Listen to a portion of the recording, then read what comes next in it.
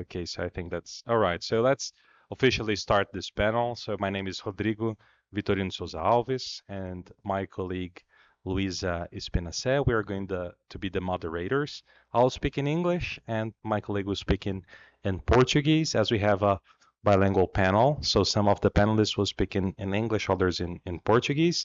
And also we have people here with us at this room, and also online by Zoom. So I'll introduce our panelists, and then I'll give the floor to Luisa, who will make the introduction. So today we have here, I'll introduce my colleague Luisa. She is institutional representative of the Baha'i community in Brazil, who will be the co-moderator. And the discussion launchers, our panelists are Michael Wiener from Wiener, the Human Rights Officer at the Office of the UN High Commissioner for Human Rights, Nazila Ganea, United Nations Special Rapporteur on Freedom of Religion or Belief, Professor of International Human Rights Law at the University of Oxford, Jaime Weingartner Neto, Justice at the Justice Court of Rio Grande do Sul, Professor at the Pontifical Catholic University of Rio Grande do Sul, Fábio Carvalho Leite, Professor at the Pontifical Catholic University of Rio de Janeiro, Tiago Alves Pinto, Departmental Lecturer at the University of Oxford, and Angela Redding, Executive Director at the Radiant Foundation. So my proposal is that after Luisa makes the introductory remarks, we'll hear first our remote panelists, Michael and Nazila, to avoid any technical issues. But in case there are technical issues, we can hear them later. Would that be okay with you? Yes? All right. Okay. Luisa.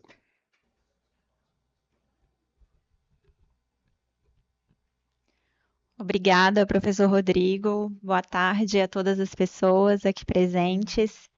Eu agradeço o Thank you, convite Rodrigo, especial and para everyone colaborar here na mediação desse present. I'd espaço, like to na thank companhia do professor Rodrigo, quem teve um papel muito importante na articulação da sociedade civil brasileira para a construção desse evento e, mais do que isso, para a construção de um pensamento convergente com relação aos desafios que nós enfrentamos no campo da intolerância religiosa no Brasil e no mundo.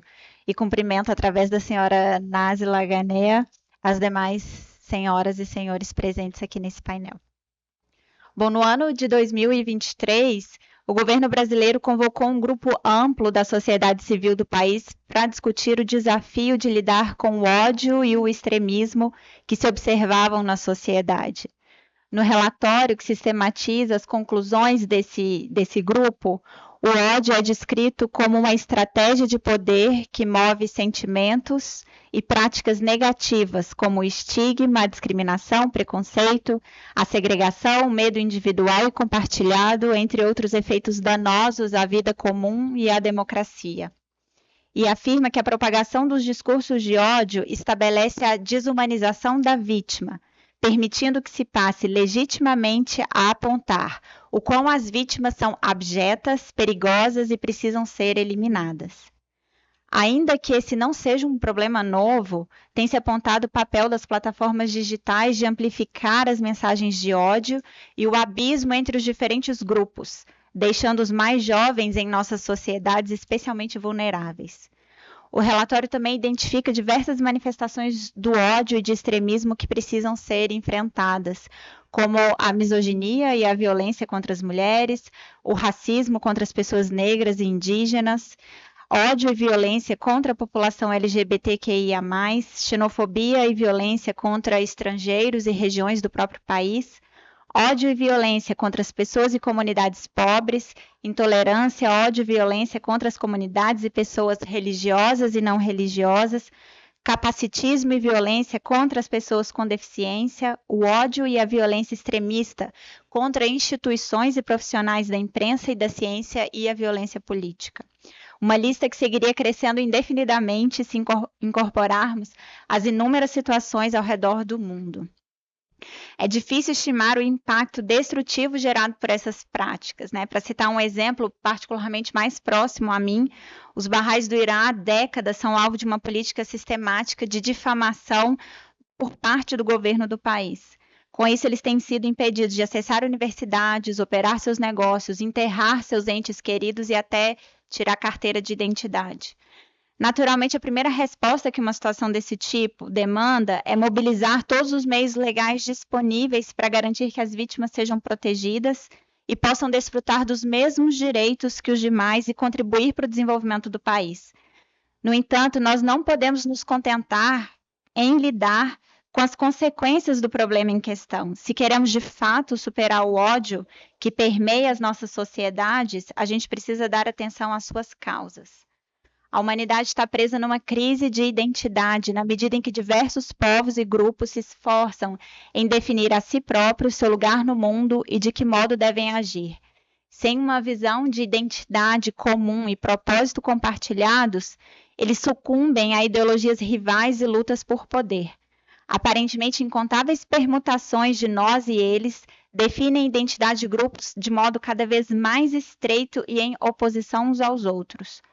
Com o tempo, essa fragmentação em grupos de interesses divergentes tem enfraquecido a coesão da sociedade. Concepções rivais a respeito da primazia de um povo específico são alardeadas à exclusão da verdade de que a humanidade se encontra em uma jornada comum na qual todas as pessoas são protagonistas. Comunidades e líderes religiosos, então, têm um papel central nesse sentido, no cultivo de um senso de identidade das populações, promover a unidade através da harmonização de elementos díspares e do nutrir em todo o coração um amor desinteressado pela humanidade é a tarefa da religião. É através do amor a todos os povos e pela subordinação de lealdades menores aos melhores interesses do gênero humano que a unidade do mundo pode ser alcançada e as infinitas expressões da diversidade humana encontrarem sua mais alta consumação. Grandes possibilidades de cultivar a camaradagem e a concórdia estão abertas aos líderes religiosos, mas esses mesmos líderes podem também incitar a violência, usando a sua influência para atiçar os fogos do fanatismo e do preconceito. Então, no encontro de hoje, eu gostaria de convidar os participantes da mesa a compartilharem suas reflexões sobre os caminhos para nós abordarmos as raízes dos discursos de ódio e da desinformação e os seus efeitos nas diferentes sociedades do mundo. Obrigada e sejam todos muito bem-vindos.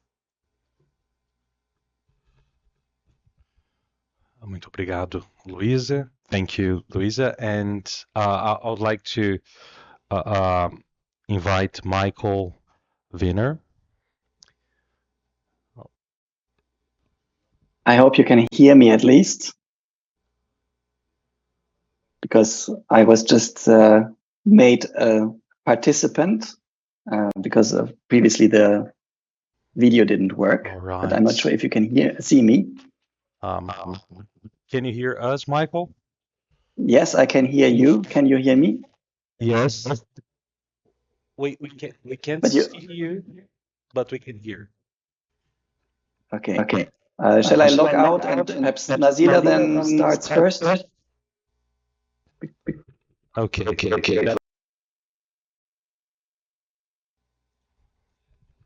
If it's okay with you. Do you want me to start? Now I'm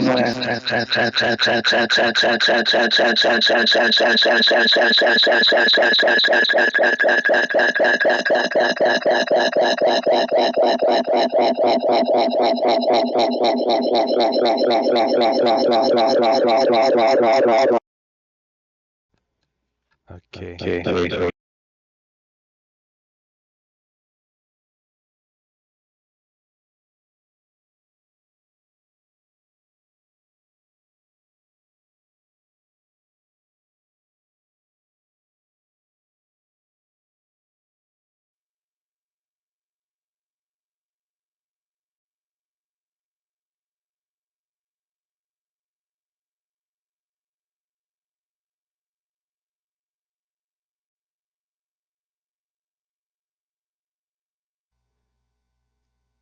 Yeah.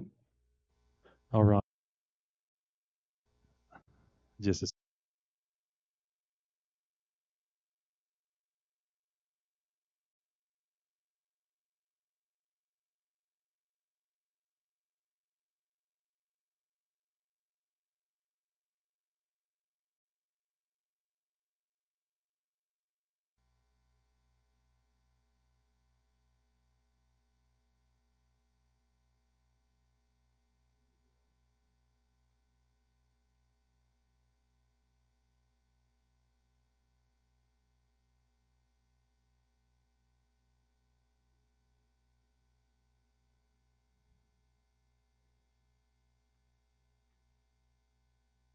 Okay.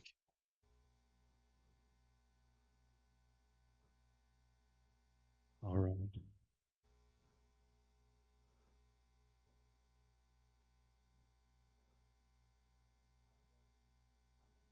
And as we can see you, but I'm not sure if we can hear you yet.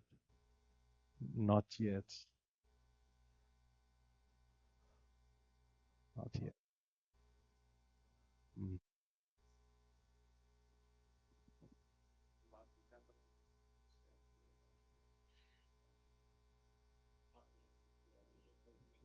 Ok. Ok, então nós vamos começar presencial, enquanto isso vocês tentam aí, tá bem? All right. So, who wants to start? Angela. Okay.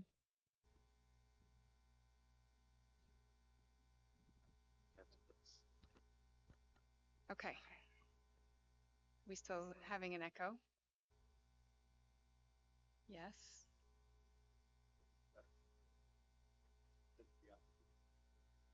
Echo, echo. No echo? It's working? Yes. Okay, the first success. This is great.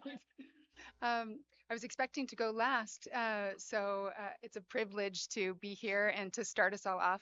I wish I could have heard what Luisa said, but Tiago was telling me that it was fantastic and wonderful. So if I'm off topic, I'll blame it on being lost in translation. Since the context was probably set and I might be talking about something else. But it's a privilege to be here, and I can't wait to be fed and learn from all of you here with your questions and all of us here as panelists.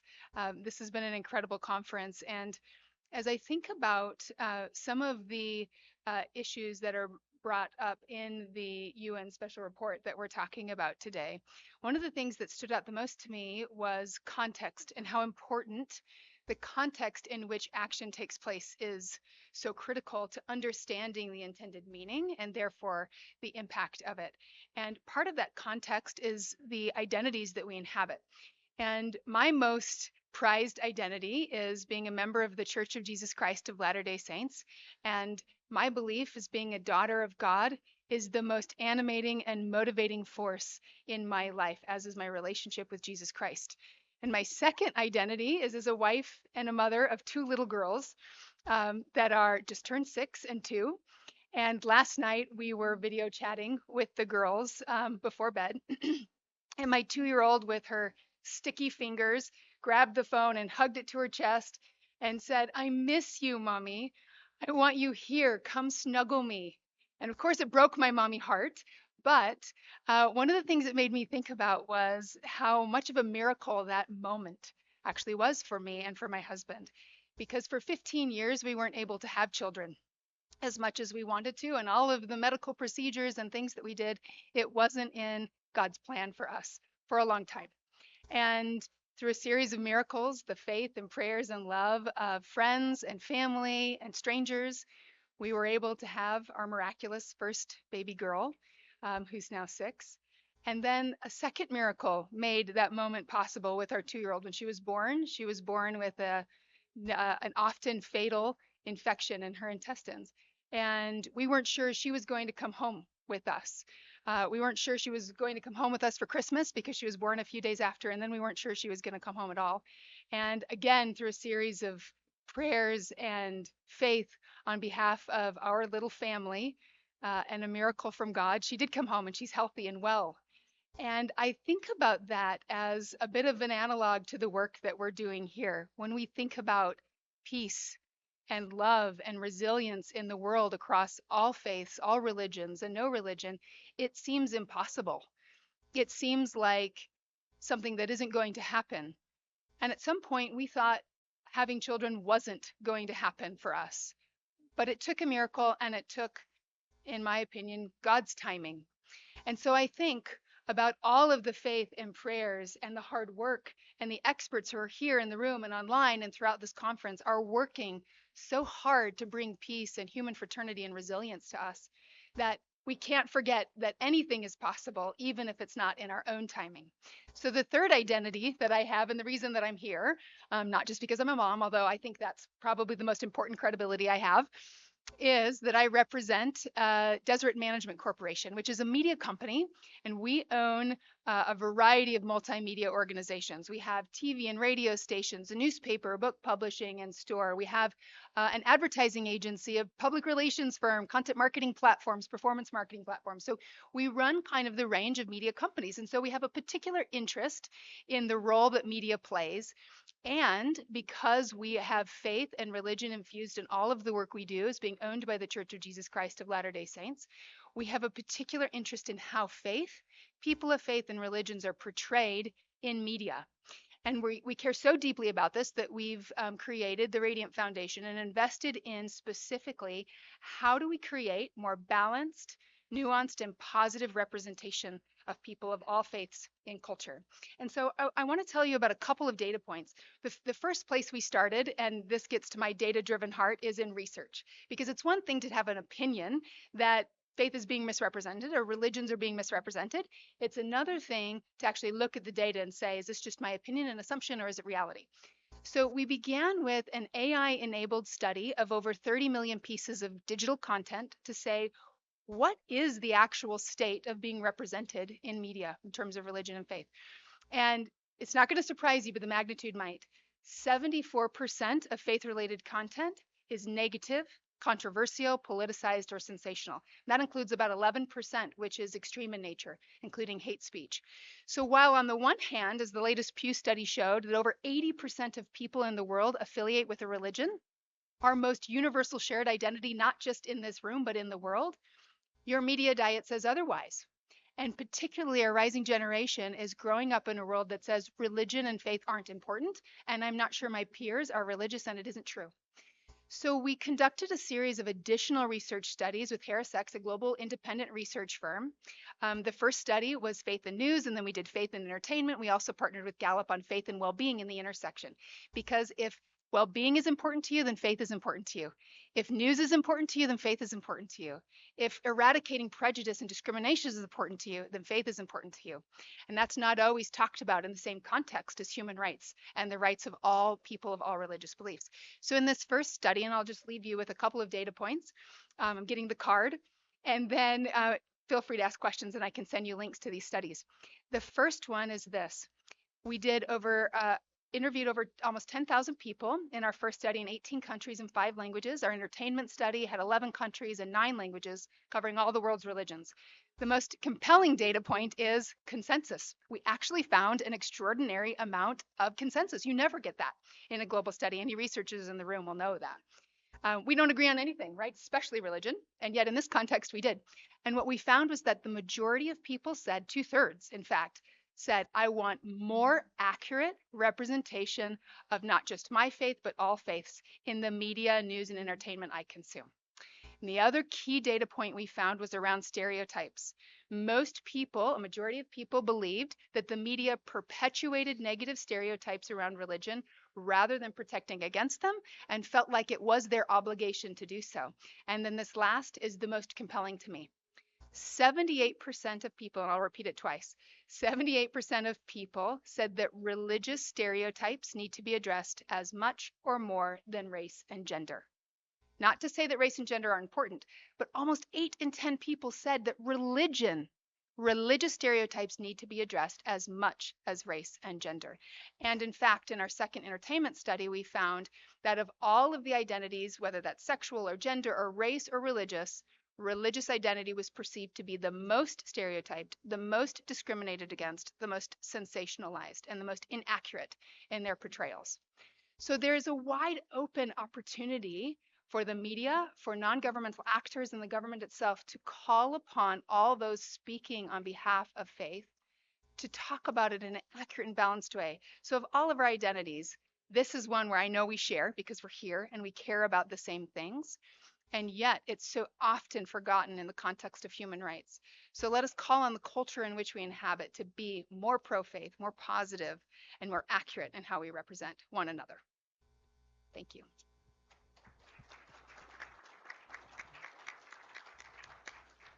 Thank you very much, Angela, for your presentation and also for your personal history and testimony, and I do believe that it is our role to contribute to peace, and this is the best place to establish connections and collaborations regarding that, right? Thank you very much. So now I give the floor to my fellow Brazilian, and we are still. I'm still waiting to hear from our colleagues from the technical department if problems are solved. But I'll pass the floor to my fellow Brazilian, Jaime Weingartner Neto. Boa tarde. Quero dizer que é uma honra e uma alegria poder compartilhar ansiedades e esperanças aqui com vocês. Eu vou ser direto, considerando o tempo. Eu penso que os estados, eu vou pensar aqui em Brasil, um pouco talvez na Espanha, Portugal, eu procuro estar em linha com as recomendações do direito internacional em relação ao hate speech. Acho importante destacar aquela ideia de que há pelo menos três maneiras diferentes de lidar com o hate speech, e elas são complementares. Nem tudo deve ser crime.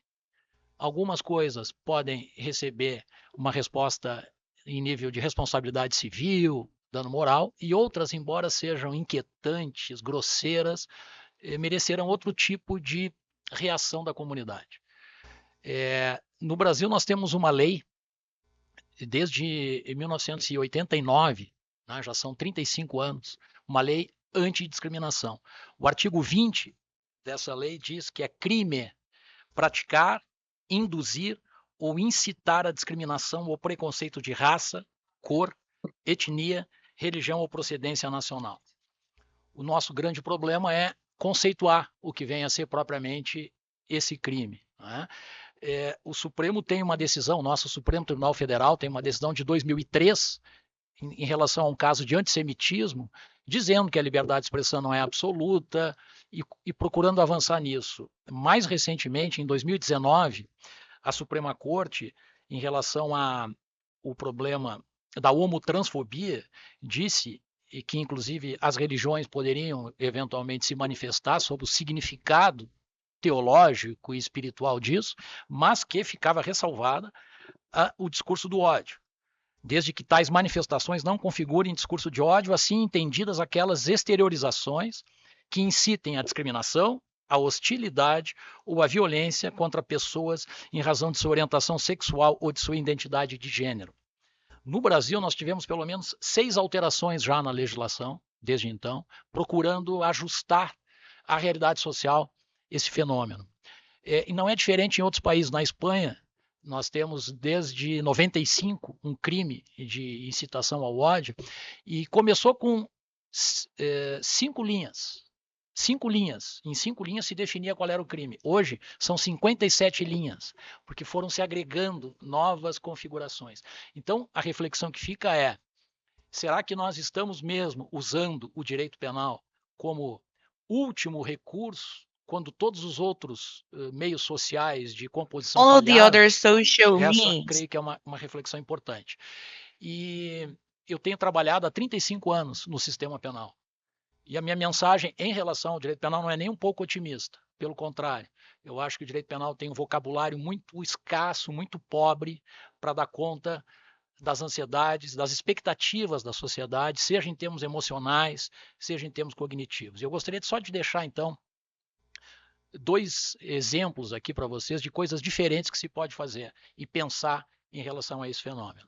Uma delas é um caso que aconteceu aqui no Brasil entre 2017 e 2018.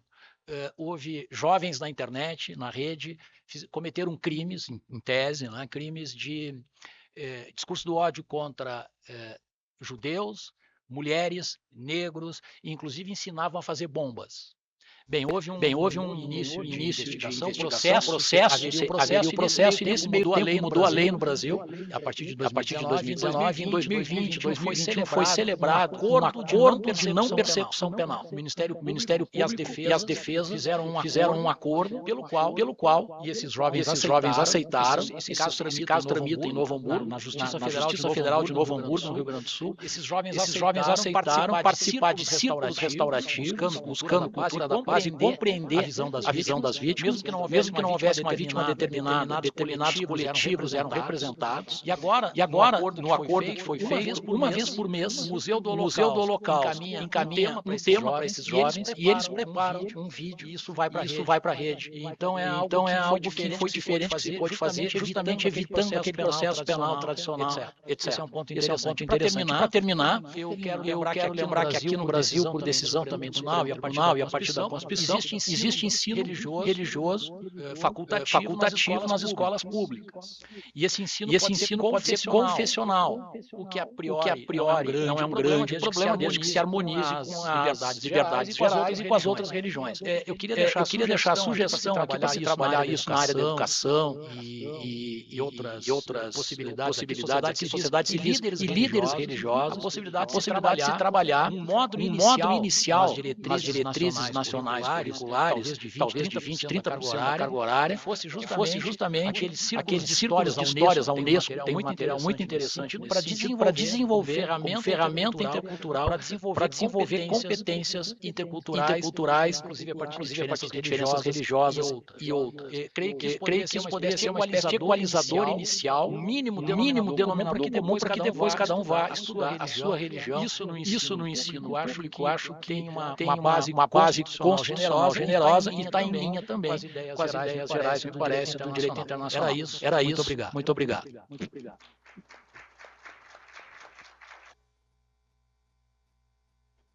Thank you very much, Jaime, for your comments on the, especially from the Brazilian perspective of the Brazilian Supreme Court case law on the problem of hate speech, and this experience is certainly interesting for other countries. And your final recommendation on education and the role of education in promoting peace and understanding. Now, can we hear Fábio Carvalho Leite? Okay, thank you.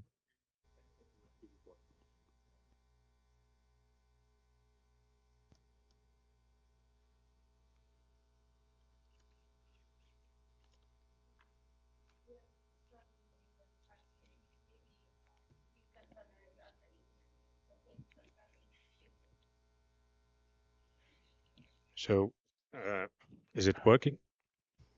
Well, first I'd like to thank for the invitation. It's a pleasure to be here. My contribution to this debate will be on religious hate speech in Brazil. For the last couple of years, I've been doing some research on hate speech in general in Brazil, but I must explain that my research considers only criminal courts decisions. So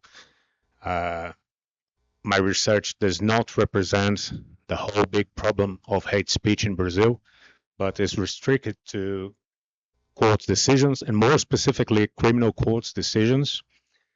And that being said, this is the criminal law related to hate speech, even though it does not mention this expression.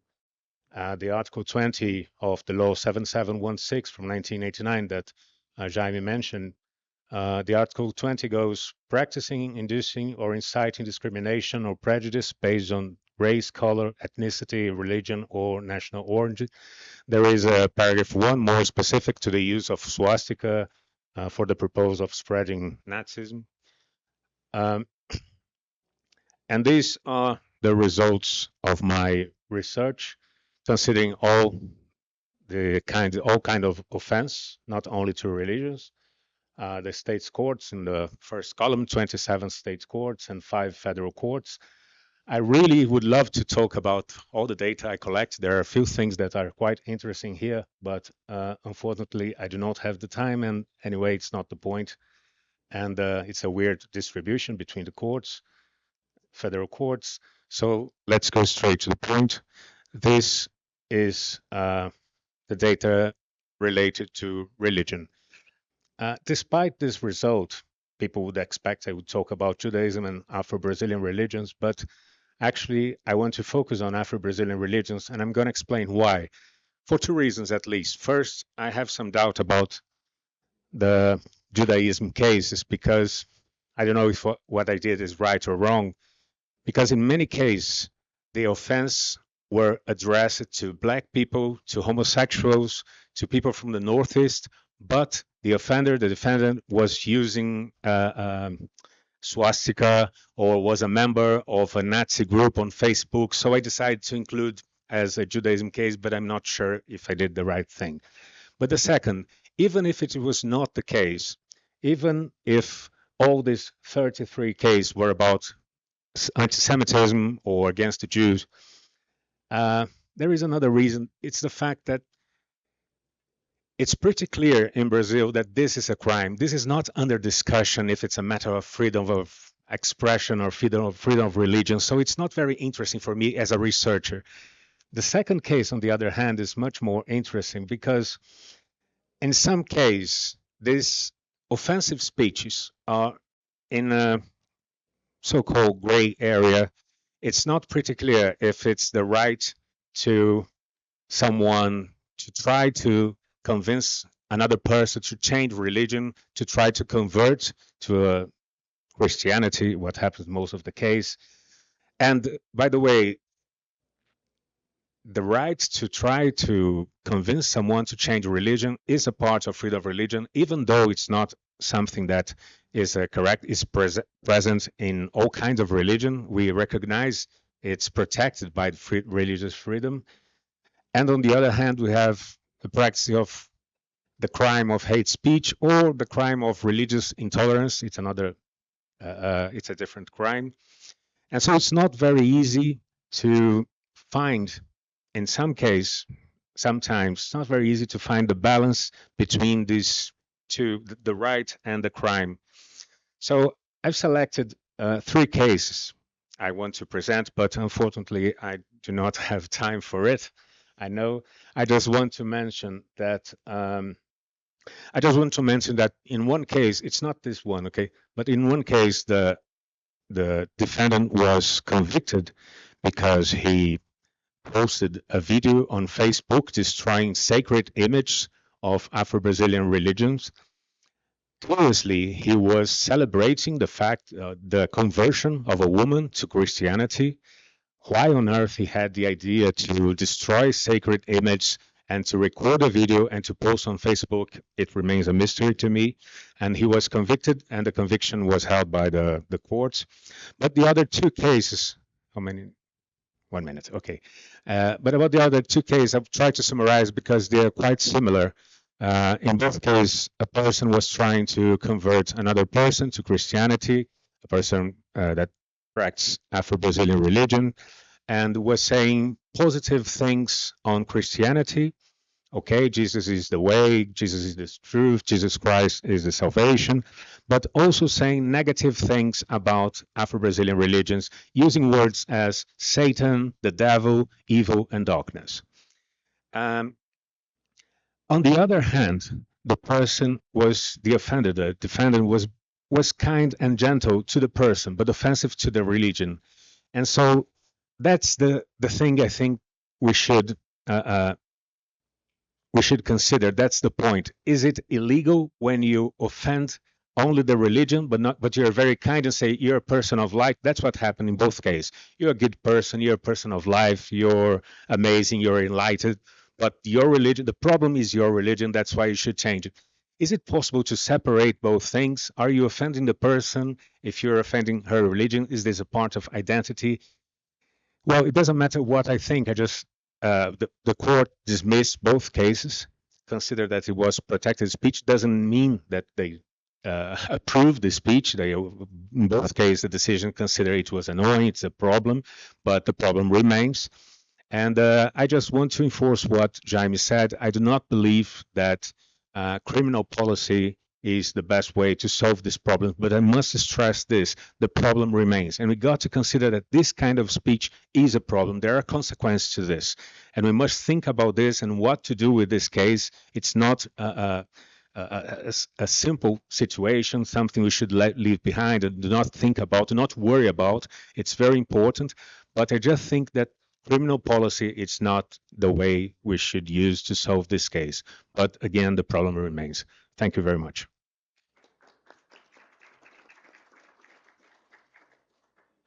Thank you very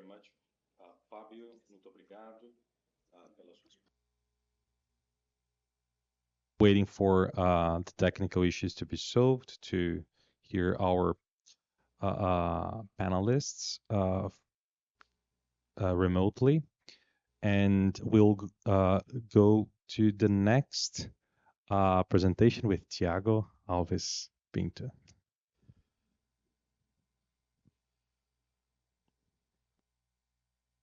I would like to thank the organization of the event for inviting me to speak alongside these esteemed panelists, some of whom are very good friends. It's an honor to be a part of this panel, and I will speak in English, as most participants understand English, but I'm happy to answer questions in Portuguese later. So some of what I plan to say was probably after what Naz, Nazil Ghanem, and Michael Wiener would say, but since they didn't speak yet, I'll be a bit longer in the legal background and legal framework. And my focus here, as per the title of the session, is going to be more on misinformation and disinformation. So one of the points in the conference program is that the terms misinformation and disinformation are used interchangeably. And that's because in Portuguese, there's only one term for this phenomenon, which is desinformação. But in English, we have slightly different concepts there.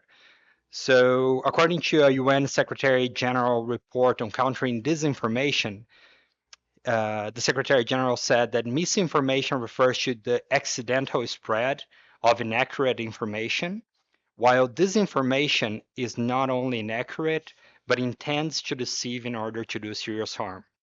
So both misinformation and disinformation can cause harm, but one requires the intention to cause harm, the other not. So first of all, from a legal perspective, we can deal with these different types of inaccurate expressions in different ways. If it is just a matter of misinformation, we can deal with that as a limitation to the right to freedom of expression. I don't think government should always go to that, but if needed, if it is causing problems, you go to the International Covenant on Civil and Political Rights, a covenant that is binding on 173 states, including the UK, the US, Brazil, Bangladesh, and so on. And you limit the right to freedom of expression based on Article 19.3 of that covenant. If it leads to hatred, if there is intent, then that would fall under the Article 20 of the same covenant. And that's very similar to what you read before. It's an article that defines incitement to hatred based on religion and other categories as well. So if that's the case, then there was a document that was elaborated by experts from all around the world, which is called the Rabat Plan of Action. And this Rabat Plan of Action has a test that really for these more in-depth hatred and religious hatred issues could be used. And because, of course, it could be a criminal matter, we need a more detailed guide. And of course, if none of these kind of mechanisms work for you or in your state, you can always use the idea of abuse of rights that, as the Brazilian Supreme Court Justice Carmen Lúcia said in a recent book, rights exist to create, not to destroy the rights of other people. So the idea of abuse of rights could be invoked and dealt, of course, respecting proportionality and other requirements of the law to limit that freedom of expression. Now, there's a trend to blame social media for fomenting hatred online, and I would like to challenge that. And I will use the example of the UK. As you probably followed, there was recently an appalling crime committed by a teenager, and several fake news were spread online, saying that the person who committed the crime was a Muslim, an asylum seeker who had just arrived in the UK and committed those crimes. This was all a lie, but what followed was riots, racist and xenophobic gatherings, and so on. And several news outlets, they said that the problem was disinformation online. It was the riots were caused because of disinformation online. And I disagree with that. First of all, although this is a clear case of disinformation, even if the information were correct, that would not justify the riots in any way. Second, when the correct information about the author of the crime was released by a court saying that he actually saying his name, and then the news like tracked his family and so on and said, look, he was born in UK from Christian parents and so on, that did not change the course of action of the rioters. So did social media contribute to the riots? Probably, but it was also instrumental in bringing thousands of people together to rally against lies and widespread discrimination against Black people, Muslims, and migrants. So once again, social media companies can do more in their sphere of influence to tackle disinformation, but they are not the root cause of the problem. States are the primary actors responsible for addressing discrimination offline and online, and if they don't do so, blaming social media, enforcing widespread censorship will not solve the problem, at least not in the long term. It is only by developing sustainable policies that respect human rights that states will start remedying the situation, and this will take time. There is no quick fix for structural problems, but we need to start somewhere, and respecting human rights is a good start. Thank you.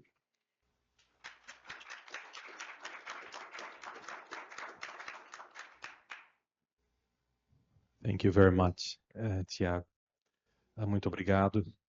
Apenas conferindo, podemos chamar os nossos convidados aqui pelo Zoom? Sim? Ok, obrigado. So now I think the technical problems are solved. So I would like to give the floor to the special rapporteur, Professor Nazila Ganea. Thank you very much, Nazila, for your patience and for accepting our invitation to be with us.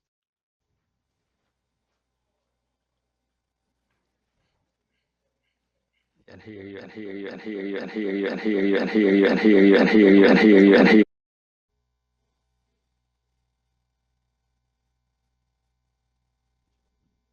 So, Nazila, they're asking you to open your microphone, but it's...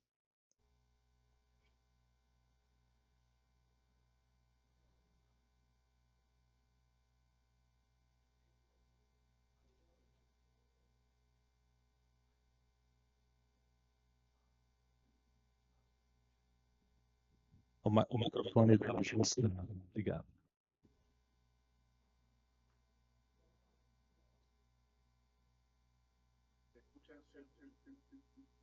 Problema.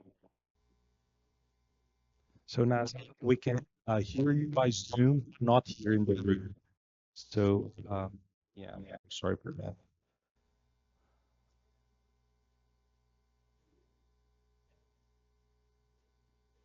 So Zoom is working, but not here.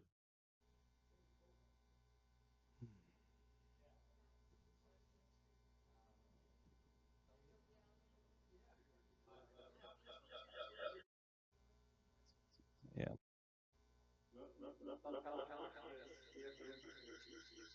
See.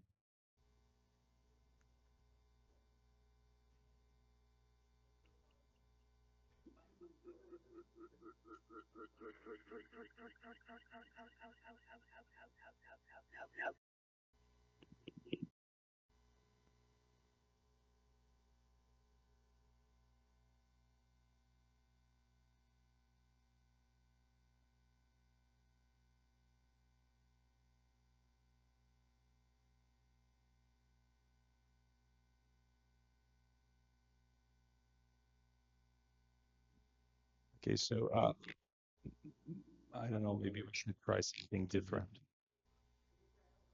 We could call or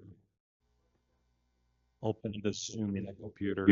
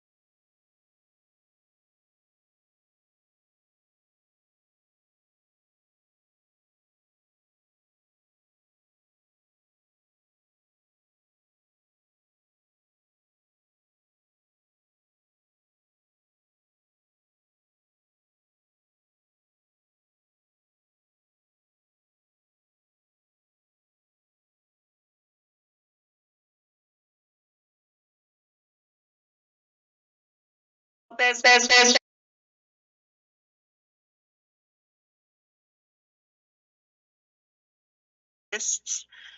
please do let me know if it's not working.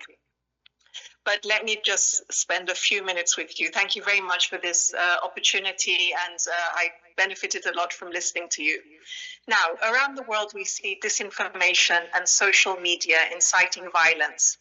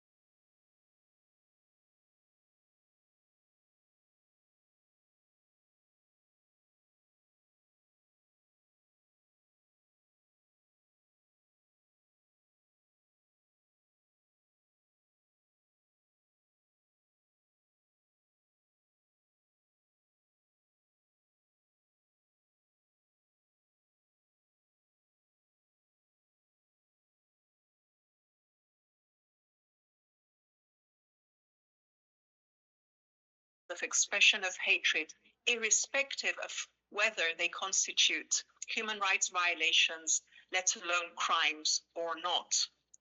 Why does the report suggest that?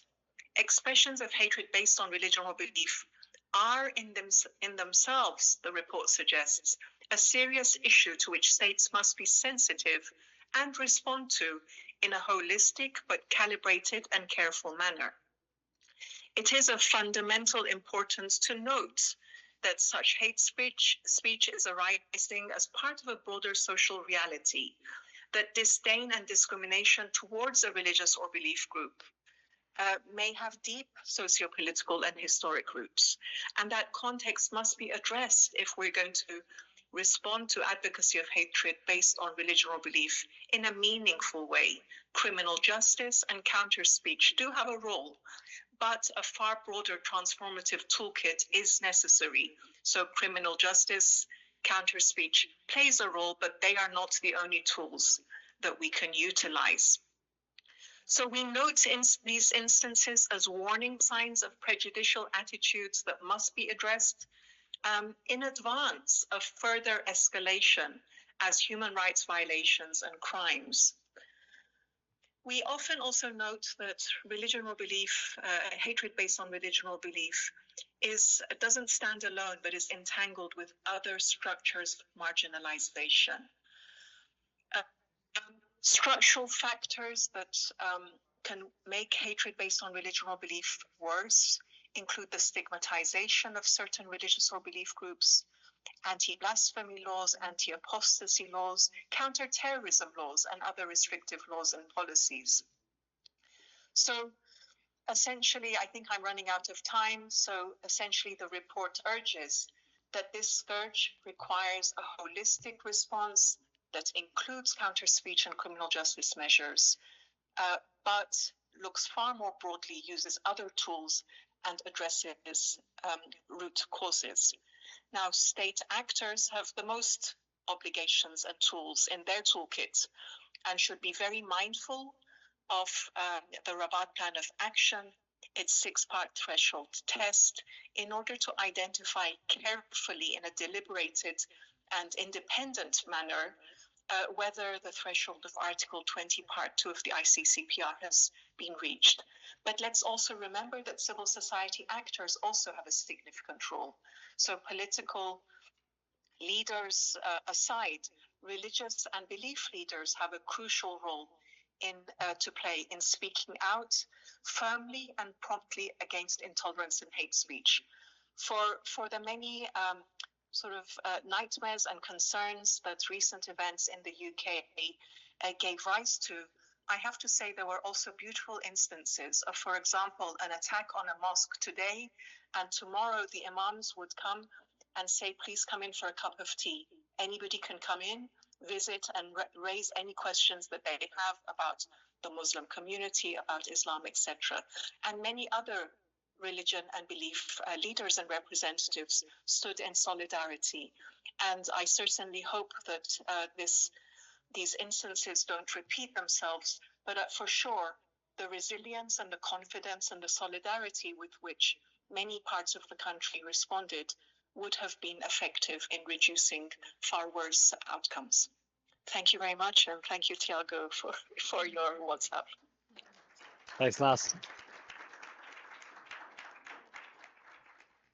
Thank you, Professor Zila, for your patience and for this, for your comments on the report that is going to be delivered to the General Assembly very soon, and we are expecting to read. And I'm pretty sure it's going to be a source of information, but also of strategies on how to advance human rights for everyone. So thank you very much. And we can see also the importance of the Rabat Plan of Action has been mentioned a couple of times in this panel, and also the agreement between the Special Rapporteur and Justice Jaime on the role of justice and the criminal justice, because sometimes we expect too much from the courts, and the solutions might not be there. So thank you very much. And our next panelist, I don't know, Tiago, if we can count on your help. Yeah. Okay, so Michael is already connected. All right, thanks.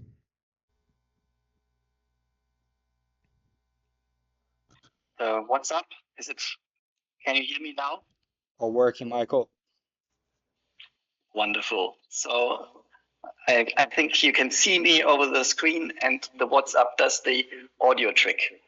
Just tell me if I should start. Yes, one step. You can hear me? Ahead, 3 steps. But let's go. It's working Wonderful. now. We can hear and see you. Wonderful.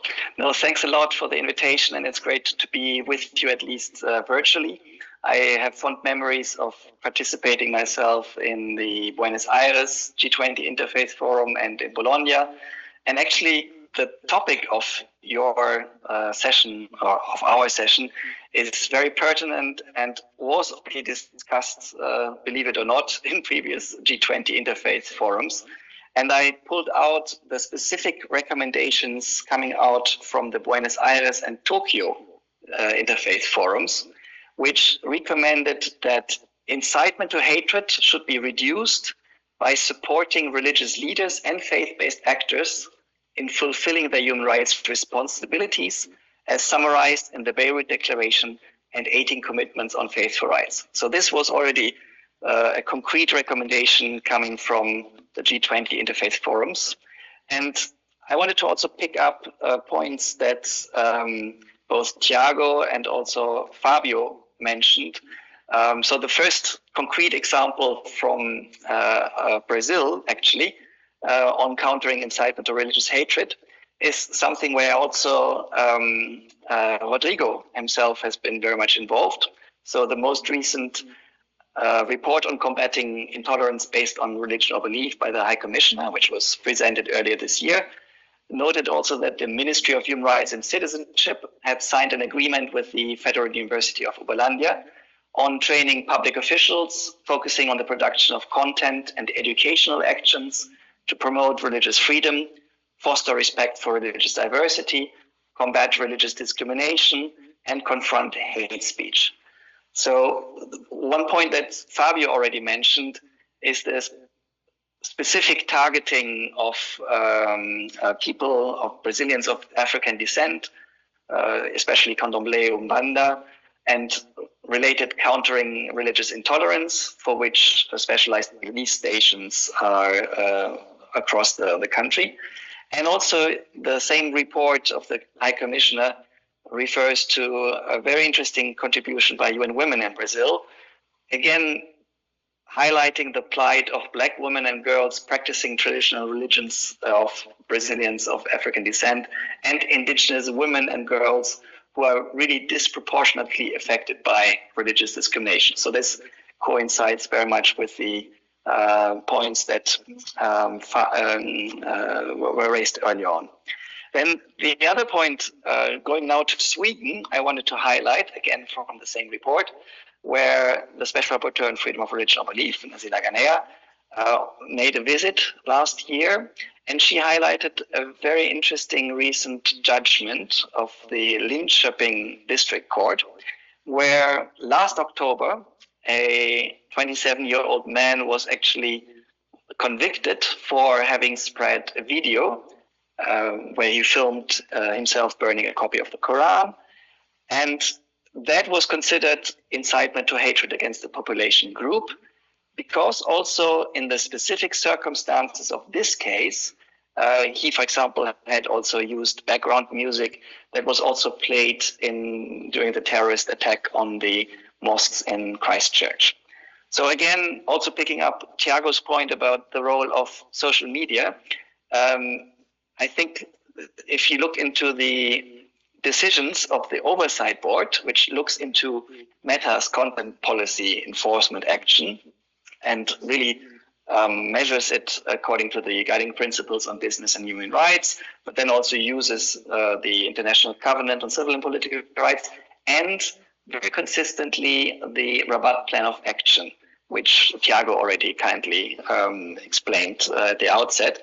And I think that is a fascinating development. If you have more than a dozen decisions so far by Meta's Oversight Board, really relying on the threshold test of the Rabat Plan of Action for content moderation on Facebook and Instagram.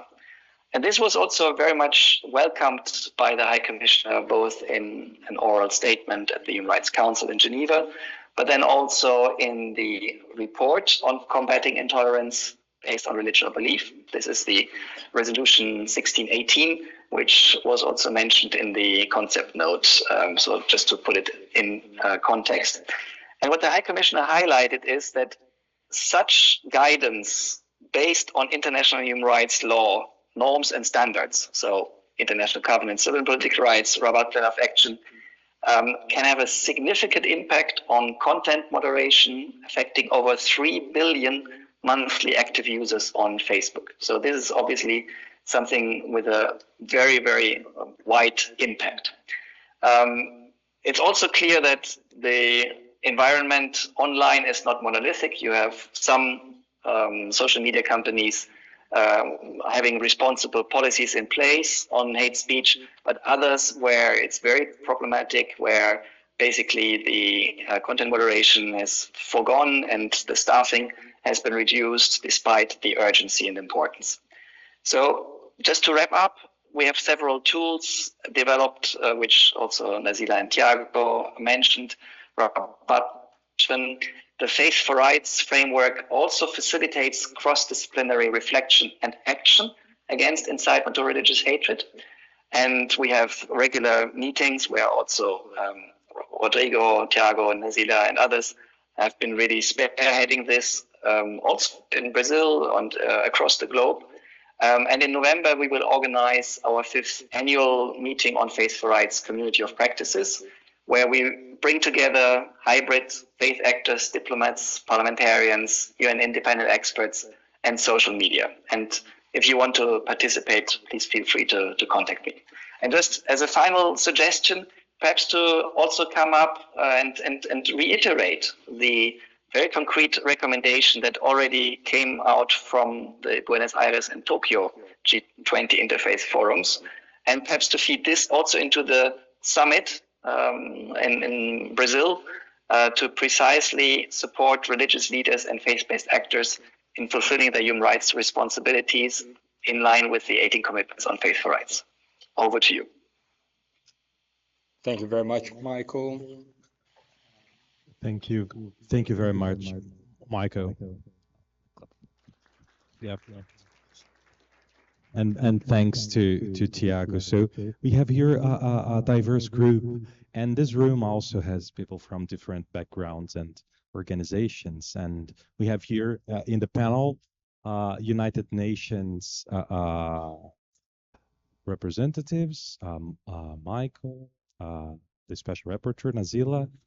In the audience, we have the presence of Organization of American States, Mari Carmen Plata, who is the Secretary of Rights and Equity, which the OAS plays a very important role and is promoting a dialogue for peace and mutual respect among religions and religious groups. And yeah, so this is a great place to discuss very important issues. And I would like to open now for the Q&A. We have around 15 minutes, so we could take a couple questions and then give back to the panelists to make to react to those questions. So do we have questions from the audience? Okay, 1, 2, yeah. Anyone else? 3. Okay, so we have 3. Let's make a round of questions and yeah.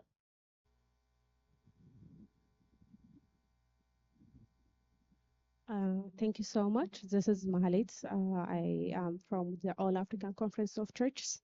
So my question will be regarding about the companies that are also disseminating hate speech, especially on internet. So if we go to the social medias, Facebook, X, Instagram, those are the companies also who is also responsible to disseminate hate speech. So we were recommending that we should give priority to educating the community. But what about those companies? There shouldn't be any responsibility, accountability for them, so that they are the medias who are disseminating widely. So maybe if you can give us experience from Brazil or your country, we might appreciate. Thank you.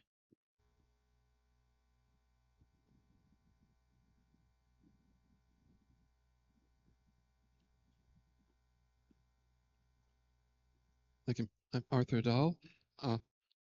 I recently discovered a couple of weeks ago that there's an extensive web posting telling that I'm a entirely dangerous person to be avoided at all costs because I'm a Baha'i, because I support climate change, because I'm working on global governance. They sort of mix the whole series, conspiracy theories and how I must be avoided and dangerous. What do you do in a case like that where you're being targeted, quite directly with your faith affiliation and mixing many issues together? Thank you.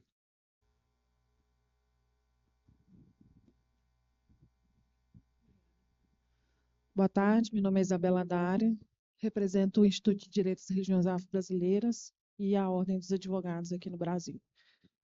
Primeiro, desembargador Jaime, eu queria primeiro te fazer um pedido, que eu quero o número desse processo de Novo Hamburgo, acho importante eu saber, e vejo uma problematização quando a gente fala de responsabilização, quando a gente tem persecução penal nesses processos, a gente poderia utilizar uma perspectiva dessa, eu acho que na esfera empresarial, para as plataformas. Eu acho que para a pessoa física, a gente acaba a sociedade em si não vê a justiça. Então, acho problemático demais esse processo de persecução penal quando a gente fala de crimes de racismo e de intolerância religiosa.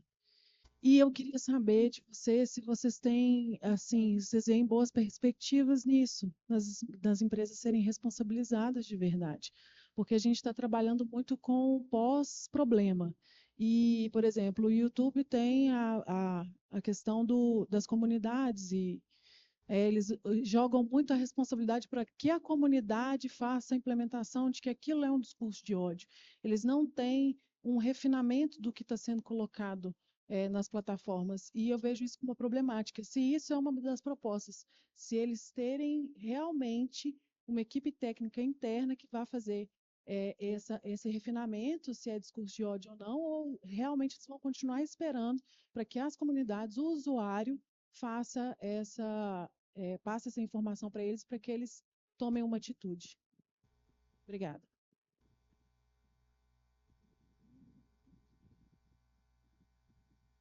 Okay, so thank you very much. So, well, it's open for your reactions.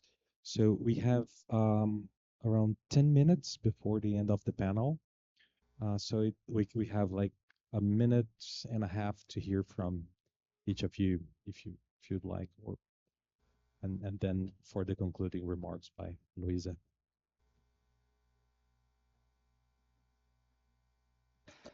So who is responsible for social media companies? So social media companies have operate in different states.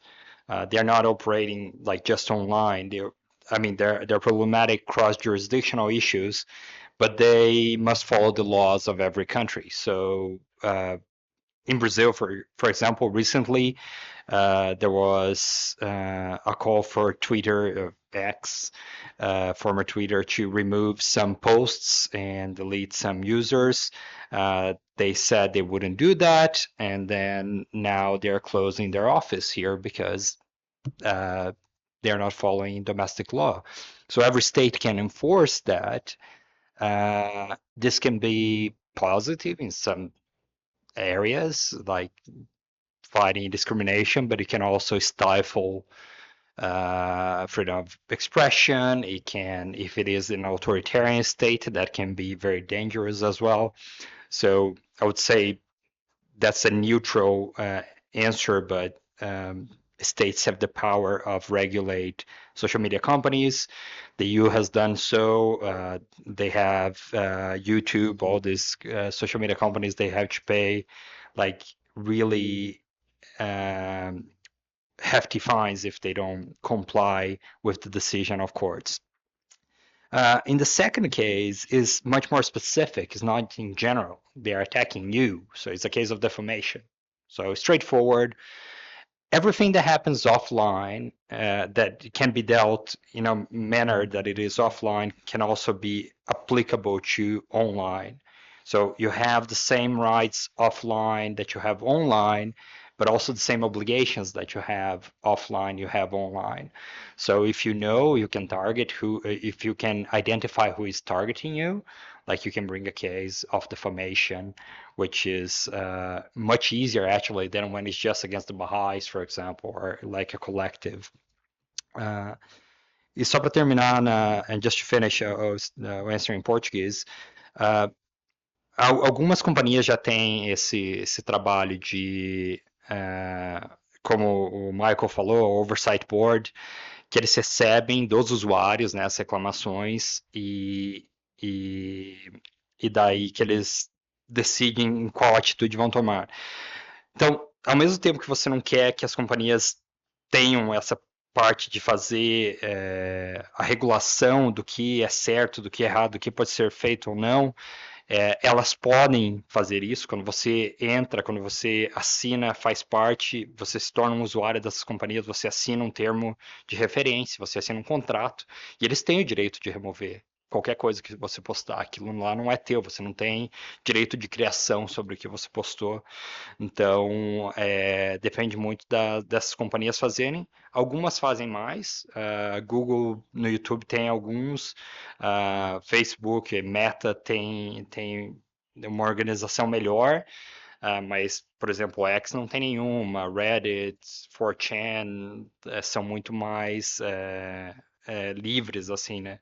Então, existe a possibilidade delas fazerem, agora se elas fazem ou não, depende do Estado cobrar isso delas.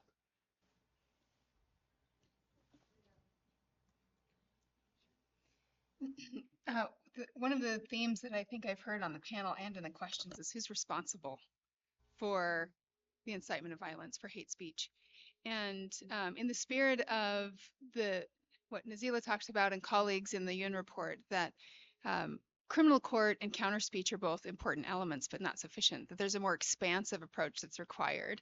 And we've taken that commission, and in the research and work that we have done, we've gone directly to media companies and tried to communicate in their language. What do they care about? They care about a market opportunity. They care about making money. They care about what the next market is they're going to open up. And so we've found research that suggests that if you want to be a successful company, the things that you care about as a media organization, you must take seriously the accurate, balanced, and nuanced representation of faith. And make sure that when that isn't happening, that you're holding those individuals accountable and not perpetuating. So many of media companies have a lot of control over the algorithms that they employ to promote or raise above or support or disseminate information.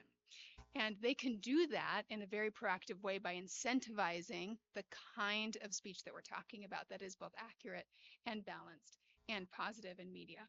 So I think in the spirit of a more comprehensive approach, can ignore the opportunities like Tiago was talking about in criminal court, but also there's a culture in which those live, and we as individuals must hold those media companies accountable, not just the courts, not just the states in which they act.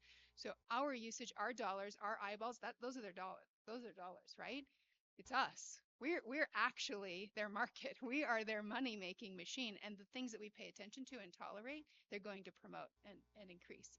So I would encourage, anyone who has a platform of advocacy to hold media companies accountable, not just within the courts but outside, that we all need to take that advantage of that, because it's a longer-term play. It's not as direct and immediate, but as culture changes, so goes media companies.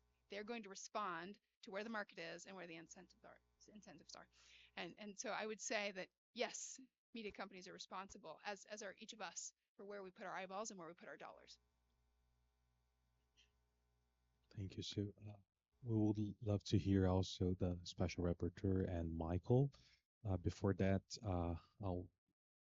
let's hear Jaime and Fábio. Bem, eu vou aproveitar para dizer que o STF tem uma decisão sobre racismo religioso, em que ele diz, olha, é preciso mais do que simplesmente desigualar e eventualmente comparar, é preciso que além da intolerância, da grosseria, etc., nós cheguemos naquele patamar de que, pela incitação ao ódio, pela supressão de direitos, pela inferiorização radical em nível de supressão, de escravização, etc., aí sim é preciso passar o fio vermelho do direito penal. Mas o fato é que essas penas do direito penal, elas, embora talvez simbolicamente possam aplacar um sentimento social, elas normalmente não mudam realidades. Então, quando de alguma maneira se fala, por exemplo, de um acordo de não persecução penal, é aproveitando justamente essa modificação na legislação que... mas há condições para que isso seja feito. Veja, não sendo o caso de arquivamento e tendo o investigado confessado formal e circunstancialmente a prática da infração. Então, primeira coisa, é preciso haver confissão. Além da confissão, são determinados crimes com maior gravidade não podem ser objeto desse tipo de situação, e é o Ministério Público quem faz esse acordo, né? O órgão de persecução poderá propor o acordo, desde que necessário e suficiente para a reprovação e prevenção do crime. E aí tem aquelas condições como reparar o dano, restituir a coisa à vítima, prestar serviço à comunidade, isso pode ser inclusive cumulativo. Eu fico pensando... se alguém que praticou um crime de discriminação na rede, etc., ou nem chegou ao nível, ficou naquela discussão se aquilo era crime, se aquilo era intolerância, talvez, mas se essa pessoa num círculo restaurativo, numa outra situação em que a própria sociedade civil e líderes religiosos possam somar-se a esse esforço, e também, quem sabe, no plano educacional. Se ela tiver alguma consciência de um novo patamar de inter-relação, se ela desenvolver uma competência intercultural e empatia em relação aos diferentes, e mais do que isso, se ela levar isso, quem sabe, para a rede, será que isso não é muito, muito, muito melhor para as vítimas eventuais e para os coletivos do que uma pessoa individualmente, no final das contas, pagar prestação de serviço para a comunidade ou alguma outra coisa, que seria a pena final nesse tipo de processo em geral, não é? Então é nesse nível de questionamento que eu deixo aqui. E penso que a gente talvez tenha que investir mais nisso, porque o fato é que, claro que os sofrimentos e as ofensas, né, elas são múltiplas, marcam, mas nós temos assistido nos últimos anos um movimento de neocriminalizações, em que os diversos segmentos querem um crime para si, né, e isso, o resultado final disso pode ser muito pouca ganho real e menos liberdade geral de expressão, inclusive para que a gente possa apontar práticas que são contrárias à dignidade das pessoas. Então, eu acho que a gente tem que apostar em todas as possibilidades de maximizar as liberdades, mas conservando aquele núcleo de dignidade que, em alguns casos, vai ter que ser também, ainda que através de uma repressão penal, garantido pelo sistema. E o processo, depois eu te passo a referência. Bom, eu vou fazer um comentário rápido em português mesmo sobre essa questão. Aqui no Brasil, nós temos a Lei da Internet de 2014, segundo o artigo 19, as redes sociais, as plataformas digitais não têm responsabilidade sobre o conteúdo gerado pelos usuários, né? Eu fiz uma pesquisa judicial de casos antes do advento da lei, casos, processos que foram movidos antes do advento da lei contra o Facebook. E eu posso garantir a vocês que era uma confusão quando não havia lei. A lei tomou uma posição que é criticável, uns vão apoiar, outros vão criticar, mas tem uma posição. Não há responsabilidade. Antes não havia uma legislação clara a esse respeito. E qual era a dificuldade? O que eu encontrei nesses processos referia-se a ofensas pessoais, que pode incluir ofensas duras ou alguém publicar agora, ninguém mais usa o Facebook, né? Alguém publicar no Instagram, assisti a palestra do Fábio, achei ele o pior palestrante que eu já ouvi na minha vida, não deveria estar ali. E eram casos assim, alguns mais graves, mas outros um pouco nessa linha, que geraram os processos judiciais. E o objetivo era responsabilizar o Facebook porque ele deveria ter removido. E o Facebook, eu fui a São Paulo conversar com advogados do Facebook e eles disseram: nós removemos perfis falsos, impostores, mas isso a gente não se mete, porque é liberdade de expressão, não cabe a gente decidir se está protegido ou não. Se o judiciário disser para remover, a gente remove, mas nós não vamos decidir isso.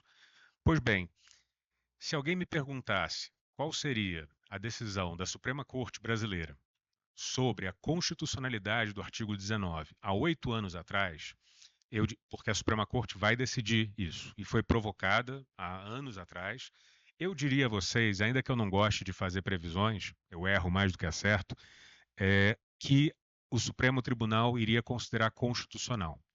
Hoje eu já não sei. O que mudou? A lei? Não. Os juízes? Não. A Constituição? Também não. O que mudou foi a realidade. Agora o problema não é a ofensa pessoal, ladrão, corrupto, bandido. Agora é discurso de ódio. Isso eu não encontrei nas minhas pesquisas de 2010 a 2015. Eu não encontrei discurso de ódio, né, como nesses processos judiciais. E hoje esse é o problema. Então, a gente tem que se perguntar, é mais fácil identificar que ocorreu realmente, pelo menos em alguns casos, o crime do artigo 20 da lei de hate speech que eu mencionei? Se ocorreu realmente o crime, talvez a rede social não possa dizer, olha, não cabe a mim decidir. Não, é um crime e é um crime um pouco mais preciso do que um crime de injúria ou difamação à honra, que é discutível até na sua constitucionalidade. Enfim, então, eu não sei como o Supremo Tribunal Federal vai decidir. Eu teria muita certeza se me perguntassem há 8 anos atrás. Agora eu realmente não sei, porque o próprio Supremo foi alvo de discurso de ódio. Então, o quanto isso vai mexer com os juízes para talvez fazer um distinguishing e dizer, dependendo do discurso, dependendo do crime, tem responsabilidade ou não, eu realmente não sei. Mas eu acho que as redes sociais deveriam assumir, pelo menos em relação a esses casos, uma maior responsabilidade. Very much, Fabio. And now I turn the floor to Michael.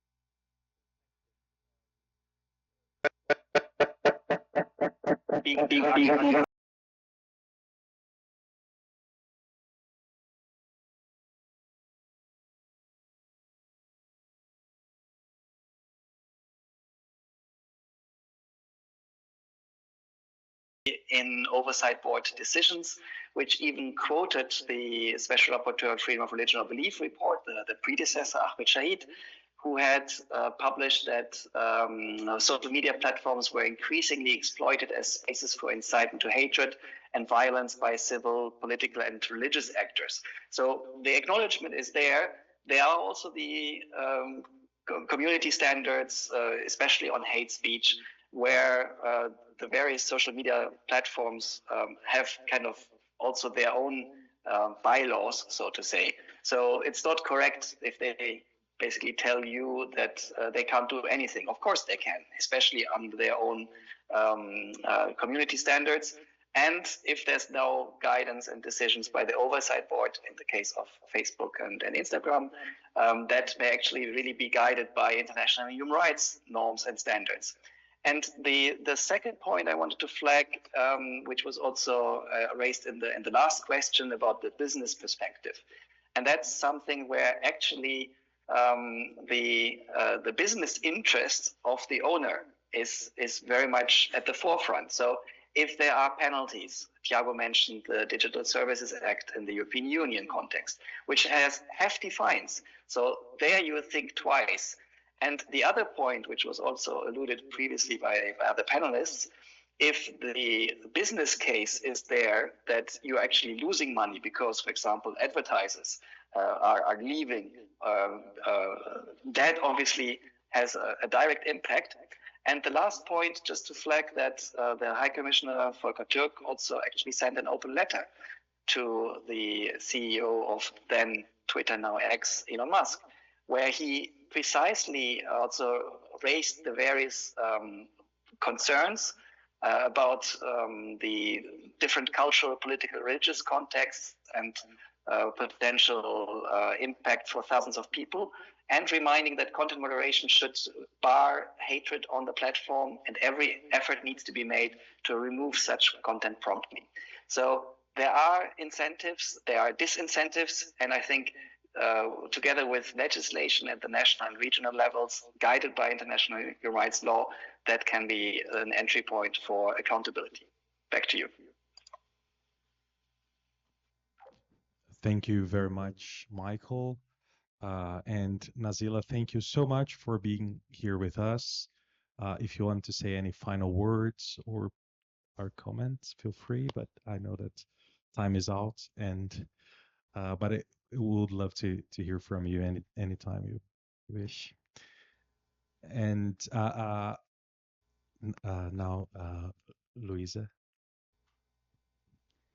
Então, queridas e queridos amigos, gostaria de agradecer a participação, as ricas contribuições, e talvez para finalizar, pelo andar da hora, eu gostaria de relembrar o que nos traz aqui, todas e todos, refletindo sobre esse importante desafio.